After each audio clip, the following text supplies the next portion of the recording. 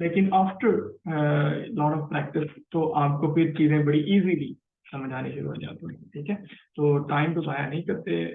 8 बजे का टाइम दिया हुआ था, तो 8 बजे इंशाल्लाह हमने फिर थोड़ा सा वेट कर लिया है। अब हम शुरू करते हैं फिर इंशाल्लाह बाहर के। तो सबसे पहले क्या है, सबसे पहले हमारे पास जो क्वेश्चन है बड़ा मजे का है। क्या है? A derived unit is a kind of unit which is obtained from the basic unit. Okay, ये इसमें तो कोई इंफॉर्मेशन थी नहीं। Which of the following is a derived unit? Okay, derived unit कौन सा है? मोल आपको पता है, अमाउंट ऑफ सब्सटेंस जिसमें हम काउंटिंग करते हैं, ये फंडामेंटल यूनिट है, बेसिक यूनिट है। इंटेंसिटी ऑफ लाइट कैंडेला में ये करते हैं, ये भी फंडामेंटल यूनिट है। अम्पेयर हमने कहा था कि करंट भी फंडामेंटल यूनिट है, चार फंडामेंटल यूनिट नहीं है तो ये भी फंडामेंटल है। तो इसमें से कोई भी जो है वो ड्राइव्ड यूनिट नहीं है, सारे के सारे बेसिक यूनिट हैं। तो इसमें इसका जो ऑप्शन होगा, जो करेक्ट ऑप्शन है वो है नॉन ऑफ दीज। और नॉन ऑफ दीज बहुत मजे के हैं, और पीपीएससी में तो पिछली बार उन्होंने तहल का मजा दिया था नॉन ऑफ दीज का। तो नॉन ऑफ दीज इंपॉर्टेंट है आपको अंडरस्टैंडिंग के लिए कि एक्चुअली क्या चल रहा है। बहुत सिंपल सा एमसीक्यू था, लेकिन मैंने काफी लोग देखे जिन्होंने एम्पियर लगाया हुआ है, किसी ने मोल लगाया हुआ है। तो आपको रेट करना चाहिए उस चीज को। चलिए आगे चलते हैं। वाह, मजे का सवाल है, बहुत मजे का है। The percentage uncertainty in measuring the charge on each point। ठीक है, एक पॉइंट पे चार्जेस हैं, तो एक चार्ज पर जो पॉइंट चार्ज पर जो मेजर किया है वो 2% अनसर्टेनिटी। ओके, और उनके तरफ जो डिस्टेंस है उसकी अनसर्टेनिटी कितनी है? 3%। What is the uncertainty in the column force between them? Okay, तो मुझे पता है F इज इक्वल टू क्या होता है, K Q1 Q2 over R square. Constant के साथ मुझे कोई लेना देना है नहीं है। Q1 के अंदर जो अनसर्टेनिटी मुझे यहाँ पे नजर आ रही है वो 2% है। Q2 के अंदर जो अनसर्टेनिटी मुझे नजर आ रही है वो भी 2% है। ओके, और जो डिस्टेंस में मेजरिंग की आ रही है जो अनसर्टेनिटी है वो होगा 3%। अब ये तो Q1 Q2 सिंपल है, मल्टीप्लाई हो रहे हैं और R डिवाइड हो रही है, पहले स्केयर हो रहा है। तो डेफिनेटली पहले मैं R के जो पावर है उसके साथ मैंने मल्टीप्लाई करूंगा पहले, तो मेरे पास आ जाएगा 3 को मल्टीप्लाई करूंगा 2 से, तो आ जाएगा 6%। अब जो टोटल हमारे पास अनसर्टेनिटी इन फोर्स होगी वो डेफिनेटली इन सारों को ऐड अप होगा। तो मैं 2 + 2 + 6 इक्वल टू 10%। इजी पीजी लेमन पीजी। और आप इसको कर सकते हो, तो आपका जो कर तो सकते हैं मैंने वो पता क्या किया था, मैंने ना ये Q और Q का 2 एक ही बार कंसीडर कर लिया, इसकी वजह से रॉन्ग हुआ मेरा। मैंने लिखा हुआ था ईच पॉइंट को, मैंने इसीलिए मैंने मेंशन किया था, मुझे पता था हम करते होते हैं, मैं भी उसमें भी शामिल हूँ। कभी कभी मेरे से भी गलती हो जाती है, अभी भी हो जाती है, मतलब कभी कभी हो सकती है, सर हर बार नहीं सेम, होती है। मैंने भी यही सोच के हाँ, लगा दिया था। ये ऐसे सोच के हम लगाते होते हैं, हमें पता है हमें पता है हम ऐसे काम करते हैं, लेकिन हमें अब थोड़ा सा इस चीज को यूज करना है। थोड़ा सा आपने आंखें खोल के एक बार पूरा स्टेटमेंट को ध्यान से पढ़ के, आपको मैं बड़े मजे के बाद बताऊं, कॉन्सेप्ट आपको आता होगा। अक्सर ऐसा होगा कि आप स्टेटमेंट पूरी ध्यान से नहीं पढ़ोगे तो आपका एमसीक्यू सही अटेम्प्ट नहीं होगा। ये मैं आपको अभी से बता रहा हूँ, मैं प्रिडिक्टेड बात कर रहा हूँ, कैसे I am extrapolating your future. ठीक है, आप अक्सर देखोगे ओए होए मैंने तो आधी स्टेटमेंट पढ़ी और लगा दिया और गलत है। ये मैं बता रहा हूँ, आप ऐसे करो। ठीक है, अच्छा, which of the following have larger significant figures? तो ये बहुत ही सिंपल है, इसमें 4 है, इसमें 3 है, इसमें कितने हैं? सी वाले में 2। 2 है, और आपके पास डी में नजर आया है कितने हैं? 6 है। तो that is the correct option. इसमें से कोई और चीज है नहीं है, नजर आ रहा है, सिंपल सी बात है। अच्छा जी, आगे चलते हैं सर जी। ऑप्शन कैसे इसका नहीं हो सकता, क्या? ये ऑप्शन इसका कैसे नहीं हो सकता लार्जेस्ट सिग्निफिकेंट फिगर का? ये ऑप्शन कैसे नहीं हो सकता? जी लार्जर सिग्निफिकेंट फिगर्स इन में कंपेयर करोगे तो किसमें सबसे ज्यादा है? सर, सिग्निफिकेंट फिगर्स वो होते हैं ना जो पॉइंट से राइट साइड पे होते हैं। ओ माय गॉडनेस, वाओ, ये तो नया कुछ साइंस आई है, ये कहाँ से? इतना गलत कैसे आ गया? ये किसने बताया? आप एक बार एक्सप्लेन कर दें। डेसिमल प्लेसेस, प्रिसाइज आप मेजरमेंट की बात करें, ठीक है, प्रिसाइज मेजरमेंट डेसिमल प्लेसेस पे डिपेंड करोगे, कितने डेसिमल प्लेसेस आप लिए हैं, कितनी की तरफ हम लेके जा सकते हैं। ठीक है, फॉर एग्जांपल मैं पाई की वैल्यू 3.14 लेता हूँ, तो ये लेस प्रिसाइज है एज कम्पेयर टू 3.141, ये ज्यादा प्रिसाइज है। 3.141 6 ये और प्रिसाइज है। तो डेसिमल प्लेसेस आपको प्रिसीजन बताते हैं। सिग्निफिकेंट फिगर्स तो हमारे पास हैं, accurately noun digit and first doubtful digit. अब आपको क्या लगता है कि ये 200 जो 34 मैंने मेजर किया है तो ये डाउटफुल है? नॉट एट ऑल, ये एक्यूरेटली नाउन है। और इसमें एक्यूरेटली नाउन है हमारे पास यहाँ तक, और लास्ट डिजिट मेरा हमेशा हमारे पास डाउटफुल होता है, तो वो भी इंक्लूड करते हैं हम। तो इसमें सिग्निफिकेंट फिगर ज्यादा है। हाँ, प्रिसीजन की अगर बात की जाए तो इसकी भी, इसका प्रिसीजन और इसका प्रिसीजन सेम है। यहाँ हम ये कह सकते हैं लीस्ट काउंट, जिससे हम मेजर करें इन दोनों का लीस्ट काउंट, इससे हम प्रिसीजन मिल रहे हैं। प्रिसीजन तो हमने पढ़ा है ना कि जिसका लीस्ट काउंट कम होगा इसकी प्रिसीजन ज्यादा होगी। सिंपल। क्लियर हो गया बात? आई होप क्लियर हो गया। जी sir, thank you.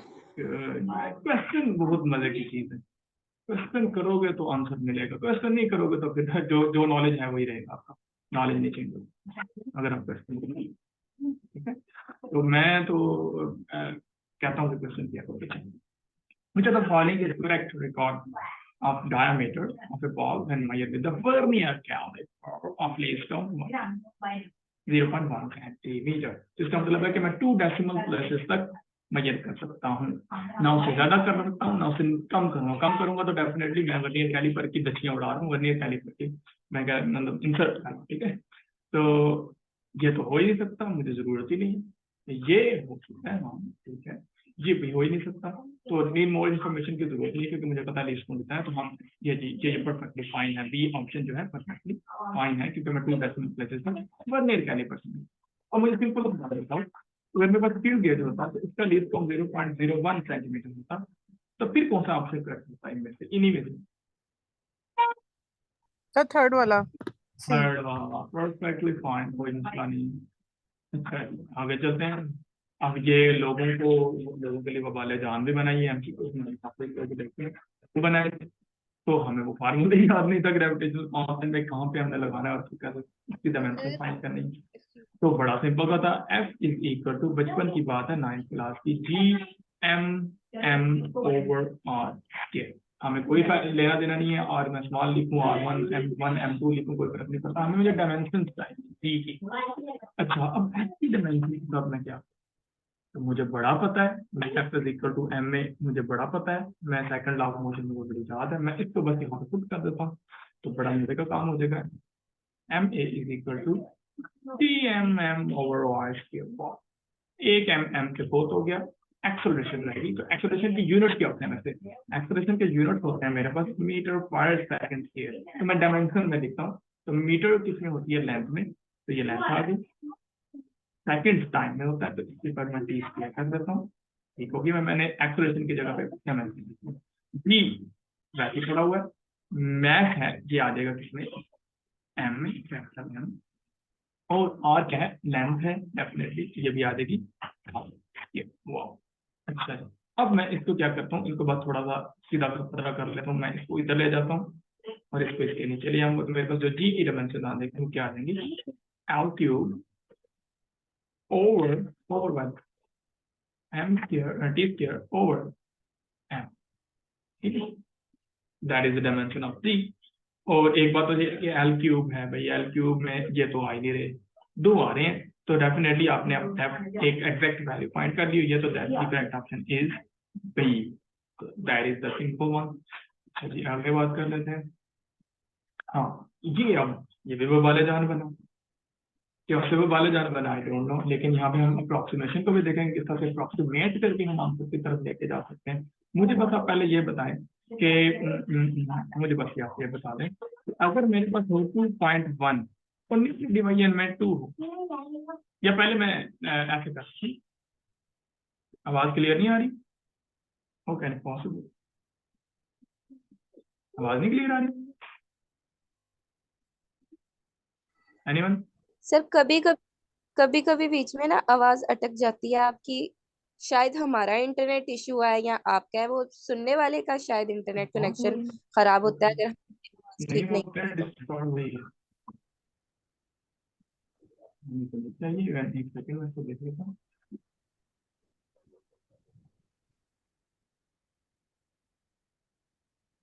Oh my goodness, कितने सियाने बंदे हो, तो नहीं आ रही तो मुझे बताओ ना, मैं वो माइक की कोई और हुआ हुआ है। अब बताएं, अब आ रही होगी क्लियर? आप बिल्कुल क्लियर आ रही है। ओह माय गॉड ना, वो मैंने मोबाइल लगाया हुआ है और मोबाइल की जो वॉइस थी वो यहाँ पे आ रही थी। Thank you, thank you correction के लिए। अभी शुक्र है सारा सेशन नहीं हो गया। मुझे तो लग रहा था इंटरनेट कनेक्शन ओह सही माय नहीं गॉड, है, मेरा इंटरनेट कैसे होगा। कनेक्शन मैं आपको बताऊं, मेरा इंटरनेट कनेक्शन पीक आवर्स में भी 70 MB पर सेकंड पे जा रहा होता है, 17 MB पर सेकंड, और जब नॉर्मली सुबह चेक करो तो वो 50 MB पर सेकंड पे जा रहा होता है। चलें खैर, आगे चलते हैं। अब 6 से आगे चलते हैं। वैसे मैंने इसको रिकॉर्ड इस सेंस में करा था कि मैंने इसको ऑन एयर भी करना चाह रहा था, लेकिन चलो देखते हैं। अच्छा, what is the angle? Sir आप ऑन एयर, क्योंकि बात की समझ आ रही थी आपकी। क्या? सर आपकी बात की समझ आ रही थी, नहीं, आवाज समझ बिल्कुल आना और क्लियर बात थी। होती है, समझ आना और बात होती है, लेकिन क्वालिटी ऑफ वीडियोस और बात होती है। अब पढ़ाना भी है, और क्वालिटी के साथ हर तरह की क्वालिटी होनी चाहिए, मैं समझता हूँ। ठीक है, एक पर्सन में भी हर तरह की क्वालिटी होनी चाहिए। ये नहीं है कि एक आधी क्वालिटी के ऊपर पड़े रहें। सही है। अच्छा, अब आपको वेट करना पड़ेगा, अजान हो रही है।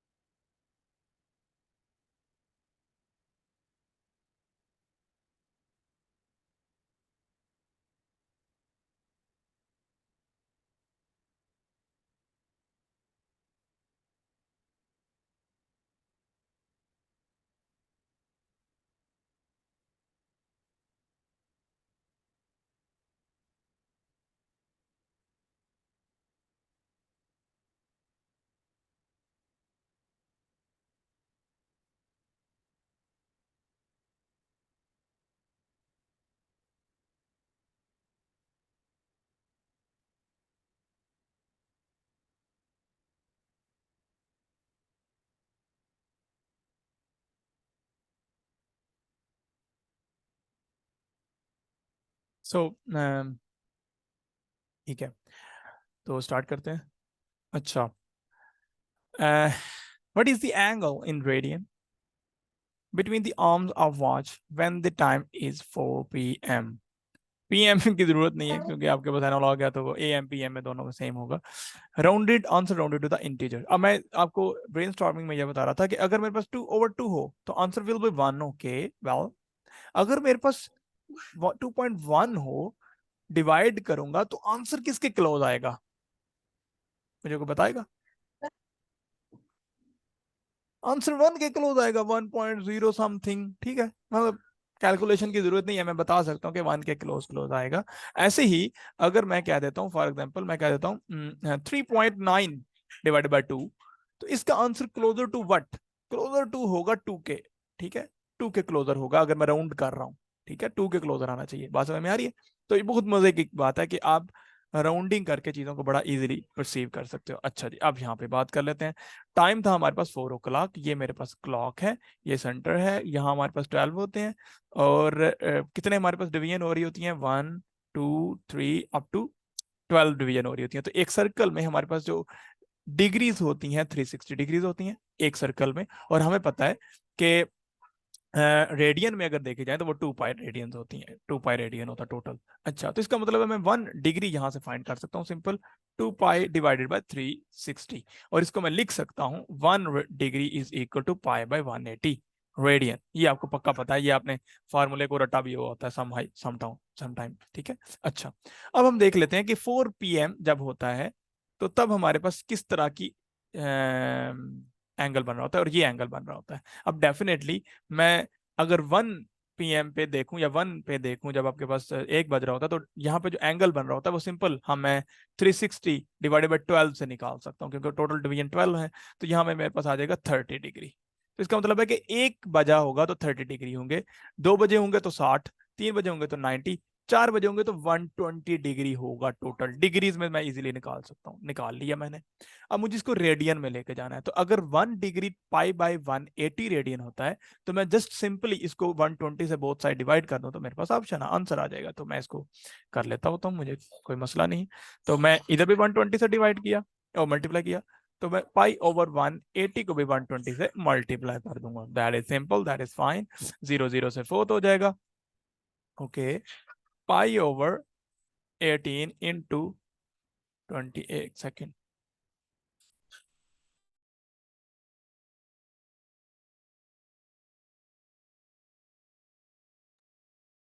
अच्छा, अब इसको मैं 6 से काट लेता हूँ, 2 टाइम, ये आ जाएगा 3 टाइम।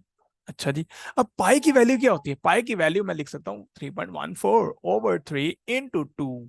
अब मुझे ये बताओ, मुझे जरूरत नहीं है कैलकुलेट करने की, मैं इसको काट सकता हूँ रफली, तो आंसर रफली इक्वल टू नियर टू 2 आना चाहिए। तो भैया जी ये भी गया, ये भी गया, ये भी गया, तो एक ही ऑप्शन मेरे पास बचता है, वो है 2। तो ये चीज बड़ी इंपॉर्टेंट है इंट्यूटिवली इस चीजों को लेके चलना। और मैं बताता हूँ, मैंने जब एफपीएससी का टेस्ट दिया था, कैलकुलेटर लोड था, मुझे कोई नहीं था पता, मैं नहीं था लेके गया, और मैंने फिर इस अप्रोक्सीमेशन को स्विच ऑन करके एमसीक्यूज किए थे, और अल्हम्दुलिल्लाह अल्लाह ताला का करम है। आगे चलते हैं जी। Round the following values up to 4 significant figures, ठीक है, 4 सिग्निफिकेंट फिगर्स तक आपने राउंड करना है, ठीक है। तो आपके पास वैल्यूज क्या है, वो ये है, तो आपने इसको कितने तक करना है, 4 तक, तो ये और ये रिटेन करने हैं आपने, तो 5 को देखना है। अब देखो यहाँ पे 50 आ रहा है, 50, आपको मैंने बताया था अगर 5 अकेला हो या 5 के पीछे 0 हो, तो हमने वही रूल लगाना है। कौन सा रूल? कि ऑड होगा तो एक बढ़ाना है पीछे वाला जिसको रिटेन करना है, और अगर इवन होगा तो उसको छेड़ना नहीं है, सेम रखना है। ठीक होगी बात?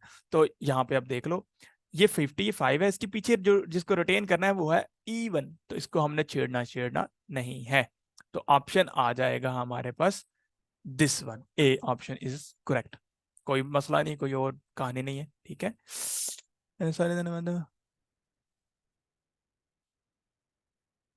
Sir, is there any method or formula for the calculation of diameter of large unit vinegar because decimal places? मुझे समझ नहीं आई अनिका, आपने क्या पूछा है, मुझे समझ नहीं आई।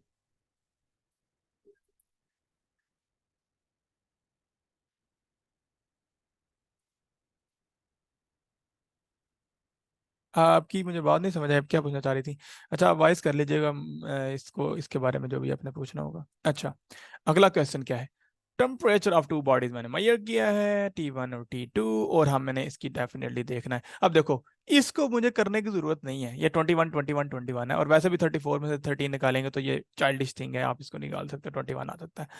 अब मसला ये है, मैंने आपको बड़े क्लियरली बताया और आपने सारों ने तकरीबन इसको ठीक किया, क्या कि जो हमारे पास अनसर्टिनिटीज होती हैं, एब्सोल्यूट अनसर्टिनिटीज, वो हमेशा ऐड होती हैं अगर मैं डिफरेंस निकालूं या मैं ऐड करूं। ठीक है, तो जो अनसर्टेनिटीज होंगी वो हमारे पास हमेशा ऐड होंगी। तो 0.5 plus 0.2 is equal to 0.7 and that is the correct option. That is perfectly fine, कोई मसला नहीं है। अच्छा जी, अगली बात, ये बड़ी मजे की चीज है जी, बड़ी मजे की चीज है। क्या? 44 multiply by 25.23 is equal to dash if we count the significant figures. Okay, पहली बात तो ये देख लेंगे इसका आंसर कहाँ कहाँ किसके करीब आएगा। तो मैं देखो इसकी अप्रोक्सीमेशन कर लेता हूँ। क्या अप्रोक्सीमेशन? एक तो बात मुझे कंफर्म है कि इसके पास 2 सिग्निफिकेंट फिगर्स हैं, इसके पास 4 हैं, तो आंसर में कितने आने चाहिए? 2। 4 नहीं, 2 से ज्यादा नहीं आ सकते और 2 से कम भी नहीं आ सकते। तो एक बात तो मैं निकाल लेता हूँ, क्या निकाल सकता हूँ कि भाई ये तो नहीं आ सकता, ये तो गया। अब मैं ए और सी को देख लेता हूँ कि भाई कौन सा आ सकता है। तो मैं इसकी अप्रोक्सीमेशन ले लेता हूँ और बड़े मजे का कैलकुलेशन है। 44 मैं 25.23 को सिर्फ 25 कर लेता हूँ। ठीक होगी बात, कर लिया मैंने।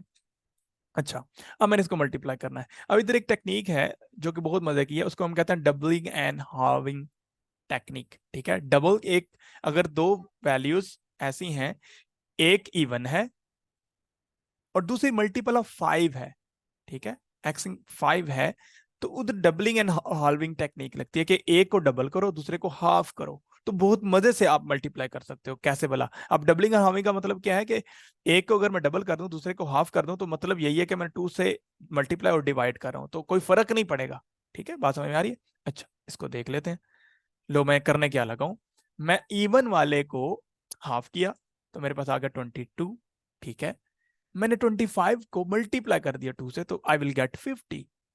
तो कोई मैंने वायलेशन नहीं की लॉ ऑफ मैथमेटिक्स की या लॉ ऑफ फिजिक्स की, किसी की भी। अच्छा, एक बार मैं फिर से इस काम को करता हूं। मैंने क्या किया, इसको हाफ किया 11 आ गया, इसको मैंने डबल किया 100 आ गया। और आपको नजर आ रहा है कि इस कैलकुलेशन के लिए मुझे कोई कैलकुलेटर की जरूरत नहीं है। I will and up with this one. आपके पास आंसर आ गया, आपने कोई लंबी चौड़ी मल्टीप्लिकेशन नहीं की, तो आपका आंसर 1100 के करीब आ रहा है। तो ये भी आउट हो जाएगा, ये भी आउट हो जाएगा, तो the correct option is 1100। Simple. ठीक है, क्योंकि अगर 2 3 को इनकाउंट किया भी जाएगा तो डेफिनेटली ये 13 तक नहीं जा सकता, कभी भी नहीं जा सकता, 11 समथिंग आएगा।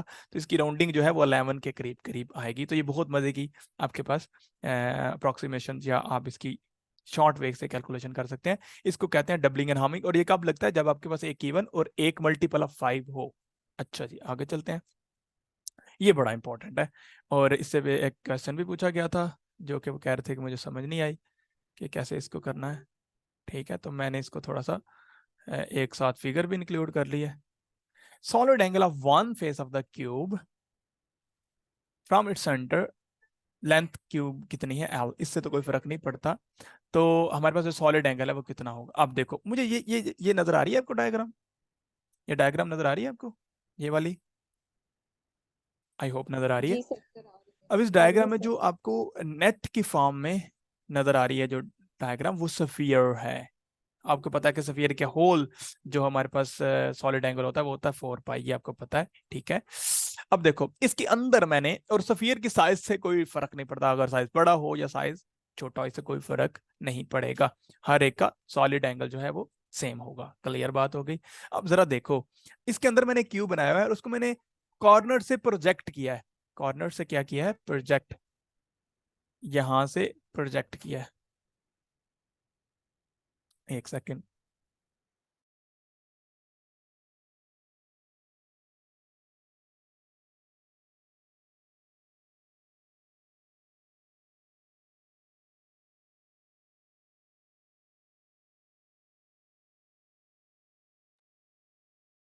ओके। तो हमारे पास अब क्या है, एक सफियर है और ये मैंने प्रोजेक्ट किया, और प्रोजेक्ट करके मेरे पास कितने फेसेस मिल रहे हैं? 6 फेसेस हैं, तो आपके पास ये नजर आ रहा है। ठीक है, तो इसका मतलब है कि मैं इसको सारों को अगर इन्वर्ट कर लेके जाऊंगा तो मेरे पास एक फेस में से गुजरता हुआ एक सफियर बन सकता है। और कितने इस तरह के फेस बन सकते हैं? 6। तो इसका मतलब है कि होल जो सरफेस है वो 6 पार्ट में डिवाइड हो रही है। तो इसका मतलब है कि आपका क्यूब का वन फेस जो है वो 6 कंट्रीब्यूशन देगा सॉलिड एंगल में, 1/6 कंट्रीब्यूशन देगा सॉलिड एंगल में। तो मेरे पास आ जाएगा 1/π/4/6 and that is equal to 2π/3। Ambiguity खत्म क्या अभी भी है? अगर है तो you can ask. Sir again explain करें, यही नहीं समझ आया।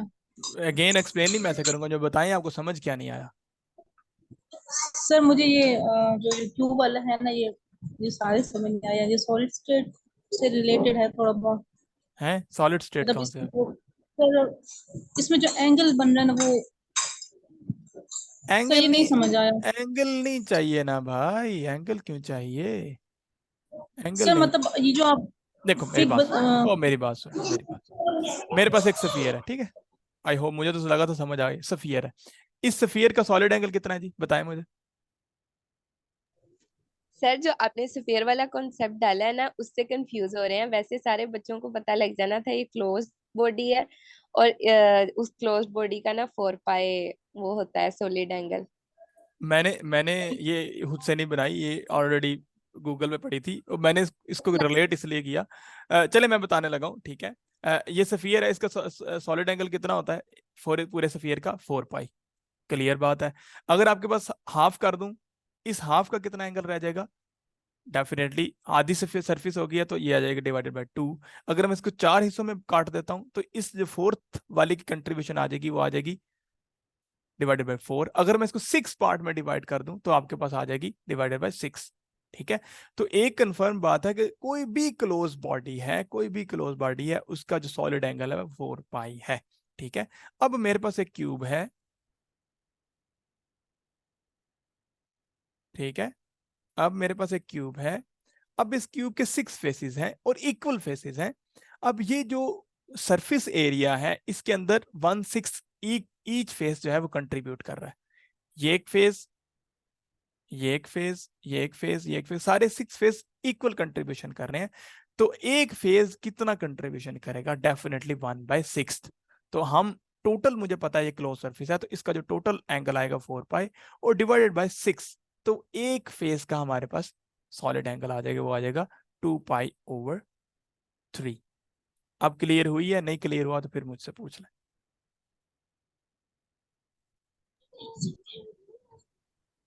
अभी भी नहीं हुआ तो फिर ना, सर ये जो आपने फिग बनाई है सर इधर, वो आपने कैसे बनाई है? ये मैंने नहीं बनाई, ये जो पहली है बात है, पहली बात है मैंने नहीं बनाई। ठीक है? सर, जो दूसरी आपने बात ये, इसके वो दूसरी बात ये है, सेंटर में दूसरी बात ये है कि इसको आप छोड़ दें। अगर आपको इस चीज की समझ नहीं आई डेफिनेटली तो इसको छोड़ दें। आप बस इतना याद रखें कि सॉलिड जो सरफेस है, जो क्लोज सरफेस है, उसका टोटल एंगल होता है 4 पाई। और क्यूब, ठीक। क्योंकि आपके पास एक क्लोज सरफेस है, इस सारे क्यूब का जो एंगल होगा, सॉलिड एंगल ऑफ 4 पाई होगा। हर एक क्यूब के 6 फेसेस होते हैं और इक्वल फेसेस होते हैं, तो इसका मतलब है एक फेज से कितनी कंट्रीब्यूशन आ रही होगी? 1/6, एक का छठा हिस्सा। तो एक फेज की कितनी कंट्रीब्यूशन होगी? वो होगी डिवाइडेड बाय 6।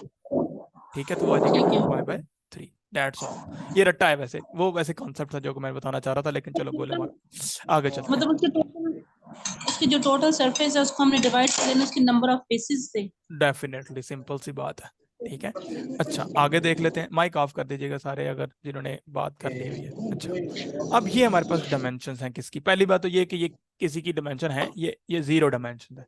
मैथ की पावर 0 है, मतलब ये भी 1 है। एल की पावर 0 है, ये भी 1 है। टाइम की पावर 0 ये भी 1 है। इसका मतलब है टोटल पावर, टोटल डायमेंशन की कोई नहीं है।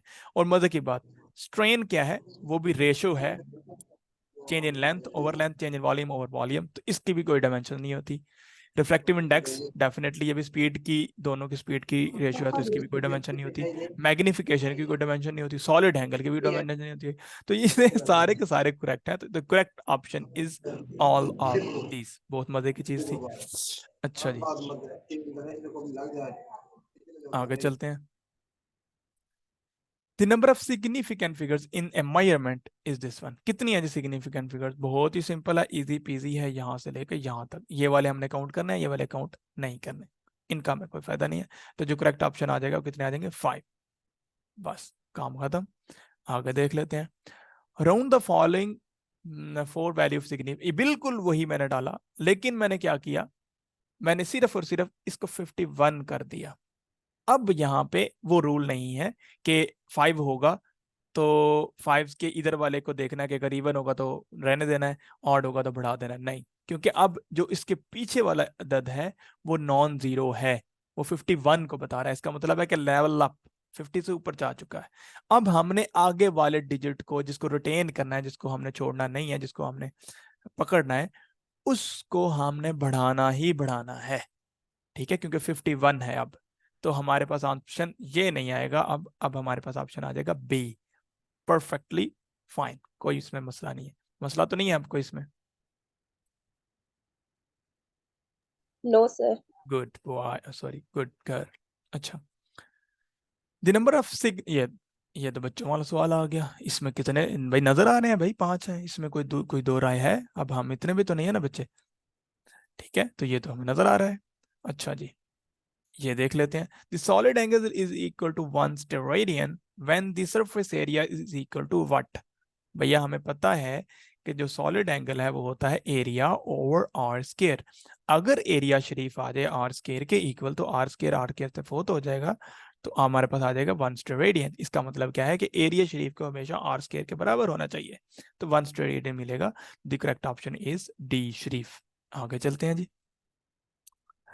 According to the current study, the age of the universe is approximately what?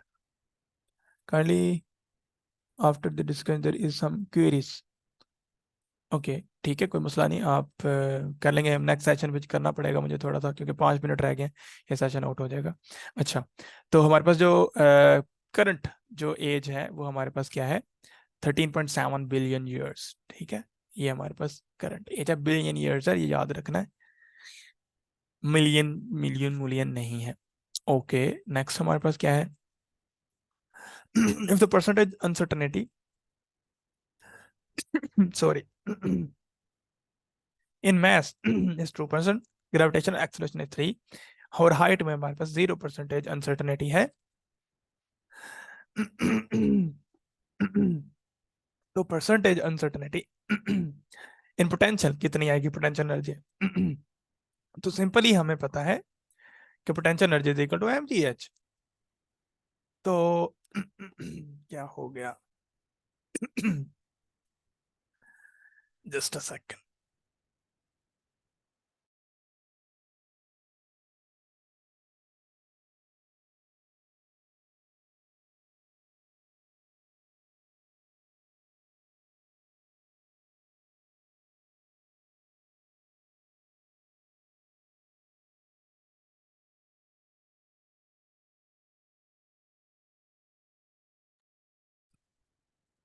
Sorry for that. Okay, तो मैथ्स कितना है? मैथ्स में अनसर्टेनिटी कितनी है? 2 प्लस एक्सेलरेशन में कितनी है? 3 प्लस 0, हमारे पास आ जाएगा 5। तो परसेंटेज अनसर्टेनिटी कितनी आ जाएगी? 5%। सिंपल। अब ये भी गलत हुआ है, मजे की बात, ये भी गलत हुआ है। बहुत मजे का सवाल था। How many metres in 1 nanometre? 1 nanometre में कितने मीटर होंगे? तो कुछ ये भी सोच सकते हैं कि भाई ऐसे कैसे हो सकता है कि नैनोमीटर तो बहुत छोटा है, उसमें मीटर कहाँ से आ गए? तो भैया आप फिजिक्स पढ़ते हैं, आप ला सकते हैं, और आप भी आते भी हैं। जैसा कि हम ये कह सकते हैं कि एक वीक में कितने डेज होते हैं जी? 7 डेज होते हैं। तो कोई आपसे पूछ ले कि एक डे में कितने वीक होंगे, तो अब हो गया ऐसे कैसे होता है? तो होते हैं ना भाई, क्यों नहीं होते? कि आप वो बचपन में हम इकाई का कायदा पढ़ते होते थे, हम इकाई का कायदा पढ़ते थे हम बचपन में, जब हम पंजाबी स्कूल में पढ़ते होते थे, तो 7 से कट जाता था, तो 1 day is equal to 1/7 week. no one can deny such kind of thing, तो definitely we can write it as। तो बिल्कुल इसी तरह हमें पता है कि 1 मीटर में 10⁹ नैनोमीटर होते हैं। तो 1 नैनोमीटर को करने के लिए तो मुझे डिवाइड करना पड़ेगा सिंपली। तो ये यहां से कट जाएगा। 1 नैनोमीटर जो है 1 नैनोमीटर जो है वो इज इक्वल टू 1/10⁹ मीटर। और ये भी 1-2 बंदों को गलत हुआ है, देखो, हो सकता है भाई, क्यों नहीं हो सकता? तो ये करेक्ट ऑप्शन आ गया। अच्छा जी, लो भैया, ये है हमारे पास ऐड करने वाले, और एंड पे जवाब लेना है। मैं करूंगा ही नहीं, पहले मैं देखूंगा भाई ऑप्शन क्या है। अच्छा, इसमें तो हमारे पास ऐड हो रहे हैं, तो जो आंसर आएगा वो जिसके पास लीस्ट डेसिमल प्लेसेस होगा उसके बराबर आएगा। इसमें 2 डेसिमल प्लेसेस हैं, इसमें 3 डेसिमल प्लेसेस हैं, इसमें 1 है। तो इसका मतलब है जो आंसर होगा उसमें भी 1 डेसिमल प्लेसेस होने चाहिए, उससे ज्यादा नहीं होने चाहिए। इशारिये के बाद एक नंबर बस। ओके, तो भैया जी ये तो वैसे ही गया ना, ये तो हो ही नहीं सकता ना, क्योंकि इसमें 3 डेसिमल प्लेसेस हैं। तो ये भी गया, तो ये भी गया, एक ही रह गया, तो यही होगा फिर। ठीक है, तो मैं कैलकुलेट नहीं करता, मुझे नजर आ रहा है एक डेसिमल प्लेस होना चाहिए, तो यही होगा ऑप्शन। अगर होगा तो नन ऑफ दिस होता तो मुझे कैलकुलेट शायद करना पड़ता, और कोई और है नहीं है, तो मुझे यही है। और उसको ऐड कर लो तो फिर भी आपके पास यही मिलेगा। अच्छा जी, सर आपने एक और कॉन्सेप्ट बताया हुआ था कि यानी हमने देखना होता है पॉइंट से पहले कितने फिगर्स हैं, वो क्या कहाँ पे रूल बताया था आपने? एक ये भी रूल बताया था ना, आपने देखना होता है पॉइंट से पहले कितने फिगर्स हैं। मैंने ऐसा कुछ नहीं बताया। 2 रूल्स हैं, ऐड करते हुए आपने डेसिमल प्लेसेस देखने हैं, मल्टीप्लाई करते हुए आपने सिग्निफिकेंट फिगर्स देखने हैं, बस आगे आ जाता है। ओके। 20th क्वेश्चन वही है, 20th क्वेश्चन वही है। आप देखें जरा, इसमें क्या है, 3 नंबर्स जो हैं वो मल्टीप्लाई और डिवाइड हो रहे हैं।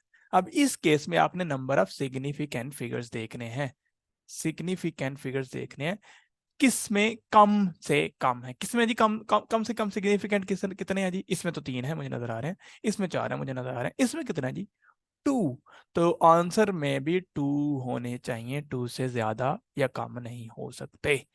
तो भैया इसमें कितने हैं जी? 4 हैं, तो ये भी 4 हो गया, इसमें 5 है, ये भी 4 हो गया, इसमें 4 है, ये भी 4 हो गया। तो आंसर मेरे पास बचा 1। इसको मैंने कैलकुलेट कर लिया, और कैलकुलेट किए बिना भी लगा सकता हूँ। अब क्लियर हुई है बात? मल्टीप्लाई कर रहे हूं तो सर ये सिग्निफिकेंट फिगर। हाँ